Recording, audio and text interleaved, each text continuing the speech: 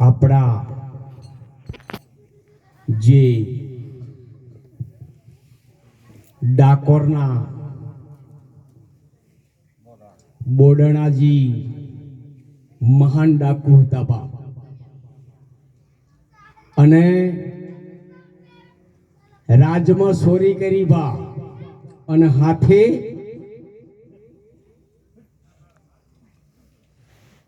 દરબારનો રાજાનો જે સેના હતી ને બા ભરદોન ને આ બધા પાછળ પોલીસ પડી પકડવાના નજીકમાં આયા અને પકડાઈ જો એમ હતા ને હોય વિચાર કર્યો કે મારો વાલો હવે શું થશે બા, હવે મને પકડ્યા વગર તો આ જે સેના રે રાજાની છે એ પકડ્યા વગર રહેશે ને બા. એ કે ઉડતા ઉડતા ઉડતા ઉડતા થોડું સહેજ ઓઠું પડ્યું એટલે એક બાજુ મંદિર હતું, મંદિરમાં પહેરી ગયા બા, અને આવી રામધૂન બેઠી છે અમારા બળદેવરામ સાહેબ જેવા, અને બધા રામધૂન ચાલતી હતી. વિષ્ણુ પરમાત્માનું મંદિર હતું અને રામધૂન ચાલતી હતી. અહીંયા પેશી જાય ને બધા ગલાલ અબીલ કંકુ રંગ બોળતા પા. એટલે વયને વિચાર કર્યો મારી વાલી વય આવશે, પોલીસ તો પકડી તો લેશે. એટલે પેલી બધા રામધૂન ચાલુ હતી, એમાં બધા ધૂનમાં બેઠેલા હતા, કોઈને વયને જોયા નહીં. એટલે આજુબાજુ જોયું બધા રંગ બોળશે ને હું એકલો એમને એમ સફેદ કપડે છું. એટલે પેલી થાળી ને બીજી પડી હતી ને બધું બા કંકુ ને અબીલ ને ગુલાલ બધું માથે નોશું પડ્યું. એટલે પેલાના જેવા થઈ ગયા. પોલીસ આવી મંદિરમાં અને પૂછ્યું કે બા હોય કોઈ સોર આવ્યો છે કે ના બા, હોય તો કોઈ સોર અમે આ પાલ્યો નથી, વાસ્તવ કોઈને પાલ્યો નતો બા. એ કે બધા આ તો ભક્તો બેઠા છે, ત્યાં રાજાના જે સૈનિકો હતા એ જોઈ જતા રહ્યા ને બોડણા જઈએ વિચાર કર્યો કે ખરેખર હું આજે ઉગરી ગયો છું બાપ, અને હવે મારે કંઈક કરવું જોઈએ ઓના પાછળ.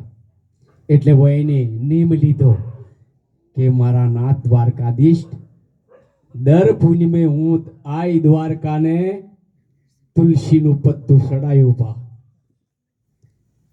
એમ કરતા કરતા વર્ષો થયા, અને એક દાડો બોડણાજી હેડતા જ્યાં હાથે અમને ઘરથી ધર્મપત્ની વચ્ચે જાતા હતા, ને વચ્ચે બહીને થોડું તબિયત નરમ થી. એટલે આવા બળદેવરામ બાપુ જેવા સંત રોજ જાતા હોય તો પરિચય તો હોય ને બા. હદાય લગભગ 25-30 વર્ષથી હેડતા હોય કે 10-15 વર્ષથી હેડતા હોય તો પરિચય થાય ને. એટલે આવા બળદેવરામ સાહેબ જેવાના આશરે બાઈને છોડી અને જ્યાં અને ભગવાને દર્શન આલ્યા. ભગવાને પૂછ્યું કે બા બોડણાજી ચમ બાઈ આવવાના હતા, એકલા આયા કે એમની થોડું તબિયત નરમ હતી બા એટલે નહીં આયા? નો એકલો આવ્યો. કે કોઈ હમાસાર બીજા કોઈ કે એમ કીધું છે કે એક દાડો તો મારે ઘેર આવો.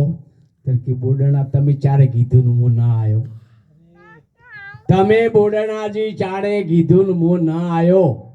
અને તો કે બાપુ આજ તો મારા જોડે તમને લઈ જવાની કોઈ સગવડ નથી, પણ હલકી પૂનમે હું તમને લઈ જાયો. અને ગામમાં આયા અને ગાડું બળદ માજા અમારે બળદેવભાઈ જેવા એ સાહેબ ખેડૂતે નાથ ગાઢેલા ગાડું જૂનું પડ્યું હતું એ આપ્યું બાપ. એટલે આ બોડણાજી ભગવાનને લેવા ગયા તો બોડણાજી શું કહેશે બાપ ઓગળજો ભાઈ. એ તમે ગાડામાં બેહો મોરાના, ગાડું હું લઈ આવ્યો.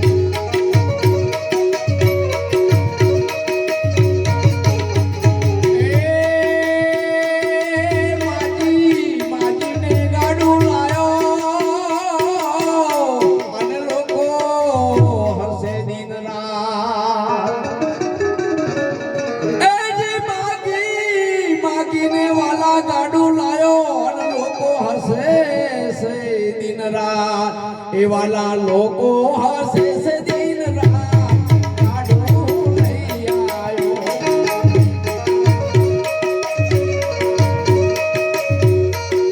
હે મારા ગાડામાં બેહો મારા નાથ ગાડો લઈ આયો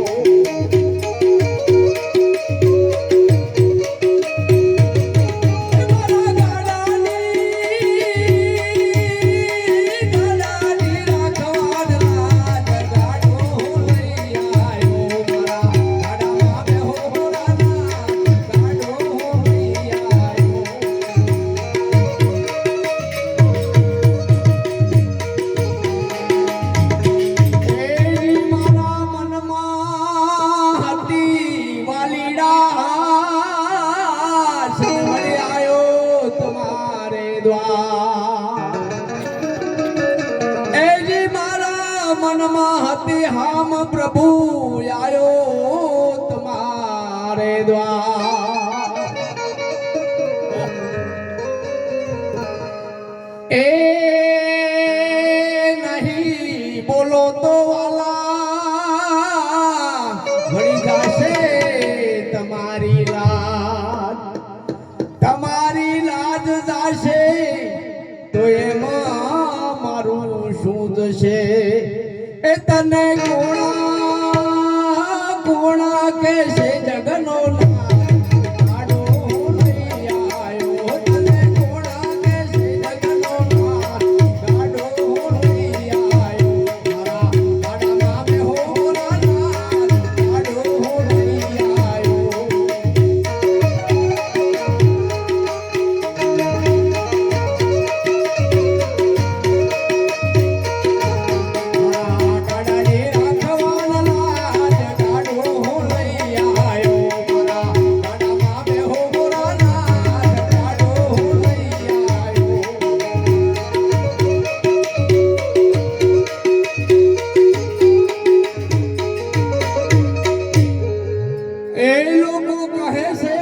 ગોડો થયો છે